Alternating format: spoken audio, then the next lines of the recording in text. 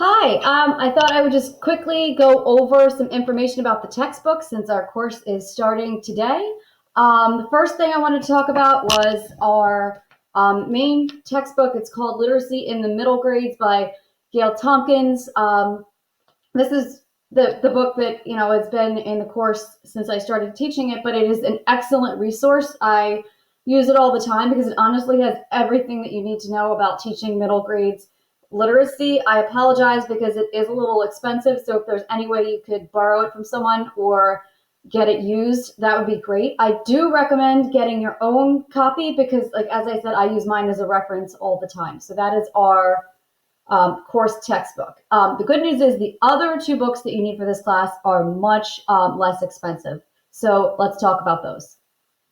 The next book that you need, let me shift slides here, is the Book Talk text. So of course my face is like right in the middle of that, so we'll move over here. Okay. You need to choose a book, try to choose a book that is less than 5 years old. Consider nonfiction, so stories that are true, or historical fiction where it's a made up story but it integrates history. It's okay, and it will not impact your grade if you go in a different direction. For example, maybe this year you're teaching seventh grade and you're doing The Giver in your class and you are, so you want to create a book talk for that. That is completely fine. So it's okay if you go in a different direction than nonfiction or historical fiction. It's okay if you're a high school teacher and you go like above a middle grade novel, or maybe you're a third grade teacher, so you choose a text that's a little easier than a middle grade novel. That's okay. If there's a book that you can use in your actual instruction, choose that one. Okay. If you're looking for ideas, I just thought I would book talk really quickly some of my favorite. This one is called Orbiting Jupiter. It's fiction. It's not historical fiction or nonfiction, but it's such a great, compelling story.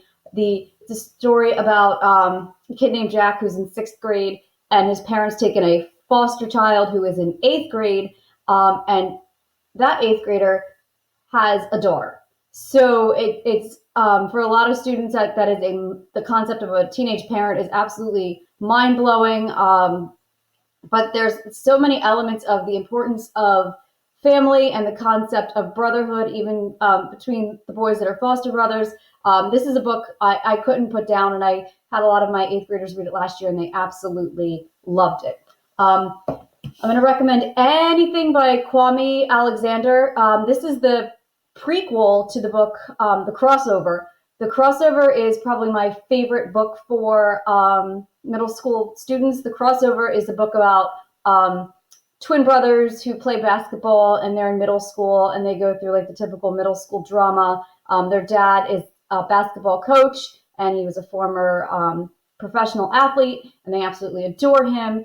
And then he has a heart attack in the book, and they have to deal with like how that impacts their family. This book, Rebound, is about the father. I believe his name is Chuck Bell. So this book goes back into Chuck's childhood, and we get to see like how he became the person he is.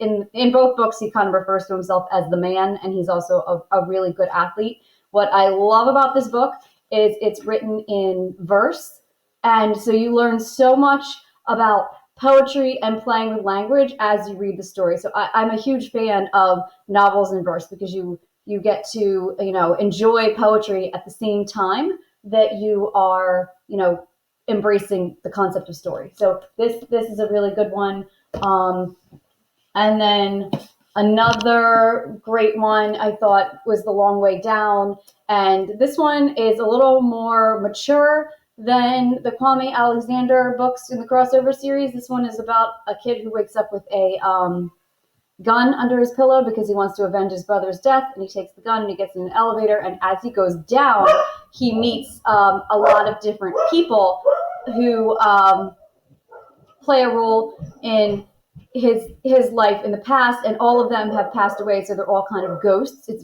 It's like a modern take, I would say, on the Christmas Carol, because it's about changing your life and learning from other people, and it has that element of ghosts and fiction mixed together. And this one too is also written in verse, So it's a fast read, but the writing is absolutely beautiful. And finally, I'm just going to book talk one last book. This one is Unwind by Neal Shusterman. It's a little bit older. It's sci-fi. This is a very popular book with adolescents. It's sort of a strange premise, but it's about how parents can decide when their kids reach adolescence, I think it's like 13, that they want to have them unwound, which means all of their body parts are donated to people who need organ donations, and then the kid like no longer exists. And the process is called like being unwound. And so the book is from the point of view of a couple of kids whose parents, for various reasons, are choosing to have them unwound, and how they deal with that process and how they try to escape the process. And Neal Shusterman is one of my favorite authors. He's incredibly descriptive. And this is another one of those books that the kids like love and keep passing around. And I apologize because I realized I didn't book talk any historical fiction or nonfiction. I will mention my favorite nonfiction book, which is upstairs, so I don't have it in my hands right now, is It's Trevor Noah, Born a Crime, and it is his memoir about growing up in South Africa after apartheid, when he was literally, like, his existence was considered a crime because his father was Swedish and his mom was South African, and they were not allowed to have interracial relationships or interracial children. The book is absolutely amazing because his parents subscribe to at least, I would say, 4 different religions between the two of them. So he's going from like this church to this place to like this place and having all these different, religious experiences. And he talks about how that shapes his identity. He talks about how the stepfather in his life impacts his life. What I love about the book by Trevor Noah, and this is the adolescent version. So the adolescent version is called It's Trevor Noah, Born a Crime, because there's Born a Crime that's for adults and much more mature in the language, would probably have parents chasing after you. It's so good because he mixes in humor, and then he also mixes in elements of like just flat out tragedy. So I would say like that is my favorite nonfiction book as a reader and as a teacher right now. All right. Thank you.